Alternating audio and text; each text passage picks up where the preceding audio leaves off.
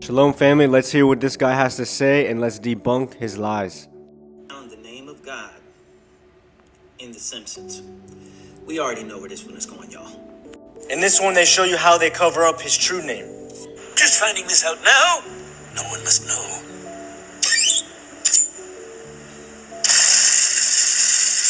Exodus. On that document he just shredded was the Father's name, which was replaced with Lord in all caps in all the newer Bibles. You mean transliterated into the Bible? Because clearly you don't read Hebrew, so maybe you need someone to translate and transliterate those words to help you out. That was lie number 1. And just to show you that he hasn't done any research on what a transliteration actually is, I have it here for you. The source here is Wikipedia. Transliterations are designed to convey the pronunciation of the original word in a different script or language, allowing readers or speakers of that script to approximate the sound and pronunciation of the original word. Transliterations do not change the original pronunciation of the word. I'll give you an example. Here's the Japanese word konnichiwa, written in Japanese. Here's konnichiwa, written in English. You see, they both sound the exact same, but it's written in 2 different languages. And I'll give you another example. So here we have the BYNV, and we have the Restoration Scriptures. Both of these Bibles were translated by Hebrew scholars who study the original ancient Paleo-Hebrew. And as you can see in Genesis 2:7, they wrote the Father's name in the ancient Paleo-Hebrew, Yahuwah. Yahuwah. But if I were to go to the Sefer, they actually transliterated it into the English script, Yahuwah. But you see, just like we transliterated it properly, it doesn't actually change the sound of the word or the name. It actually just writes it how it sounds in a different script. That's what a transliteration is. It wouldn't be changing this to the Lord. That would actually go against this commandment right here, Deuteronomy 4:2. Ye shall not add unto the word which I command you, neither shall ye diminish from it, that ye may guard the commands of Yahuwah which I command you. By 4 Hebrew letters, Yod, Hey, Ua, Hey. That's not an ua, it's a vav. Lie number 2 detected. If you actually do your research on the 6th letter in the Aleph Beit, is actually, most scholars agree that the ancient pronunciation of the letter was more like a W sound, a wa, and less like the V that it currently has in the modern Hebrew. And just to give confirmation, 2 Hebrew words from the concordance that actually use that same letter, ua, which you say is a V.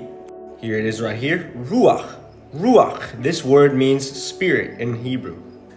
Here's the ua again. In the original Hebrew pronunciation of Judah, Yahuda. There it is.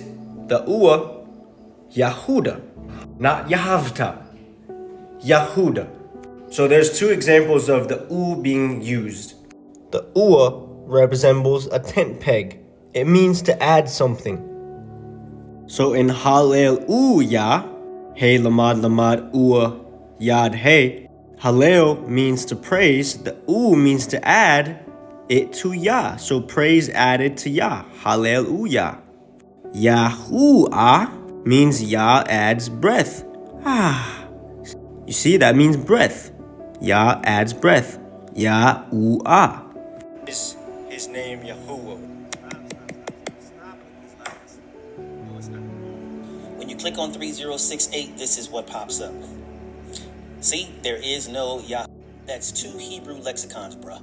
No, sir. Alright, one thing to keep in mind, family. There is no Nakud system in the ancient Hebrew. This is a picture of the Dead Sea Scrolls where you can see the Father's name written in the ancient Paleo-Hebrew, where you see no dots or underlines. In the modern Hebrew, they add their own dots and little symbols, which is called the Nakud system. There is no Nakud system in the ancient Paleo-Hebrew. Those 4 letters are Yad, Hey, Ua, Hey.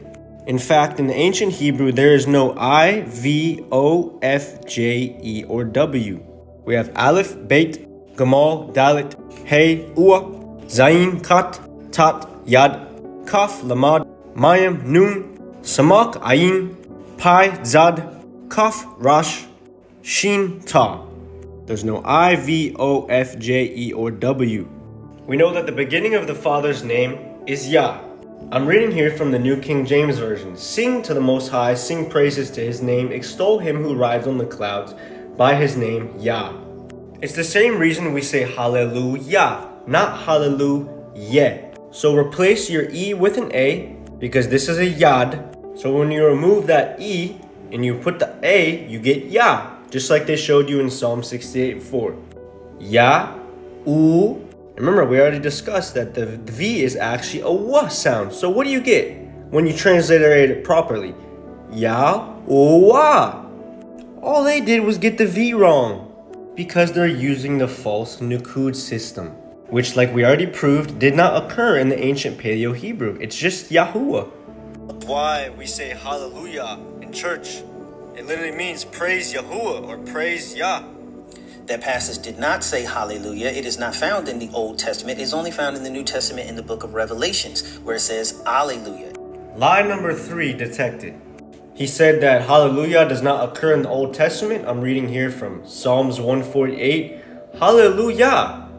And here's the Hebrew concordance again. You have Hallel and Yah at the beginning of that chapter. The first 2 words, Hallel Yah. This here is actually a great transliteration as well, because you have the Hey, the Lamad, and the Lamad translated properly as Hallel, which means to praise. And then you have the Yad and the Hey right here, which they transliterated properly as Yah.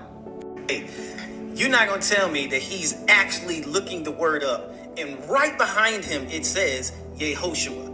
It does not say Yahuwah, does not say Yahusha. He's looking right at the thing that disagrees with his premises, and he's choosing to ignore that to go talk about something else. You can't. All right, let's go back to school. So, like we said, in the Father's name, Yad, He, Ua, He, there's no Nukud system in the ancient Paleo-Hebrew. Just like the Son's name doesn't have a Nukud system either. Yod, He, Ua, Shin, Ayin. And just like in that concordance, they showed you that the second part of his name comes from this right here, Yausha, which means to save, to be saved, to be delivered. So the second part of the Son's name is Yausha, not Shua. It's Sha, Sha, Sha. Let me drill that in your brain. Sha. It's not Shua. It's Sha. This is why we say Yahusha, because it's coming from the Hebrew word that literally means salvation, deliverance. Yasha, Yahusha. Shua is an incorrect transliteration because if you go to the word Shua, in the concordance 7769, it means a cry for help. It doesn't mean salvation. And she shall bring forth a son, and you shall call his name Yahusha, for he shall save his people from their sins. That word save is Yasha, in the Hebrew name Yahusha. Stop listening to people who have not deep dove into their Hebrew research. This guy is using base layer Hebrew, modern Hebrew concordance instead of showing you the ancient Hebrew. That's dishonesty. You need to fast on this, you need to pray on this, you need to seek the Most High, and He will confirm everything that I have showed you in this video. Please do not send that guy any hate. He's just deceived.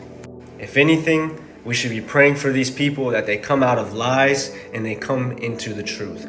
All praise be to the Most High, Yahuwah. Shalom.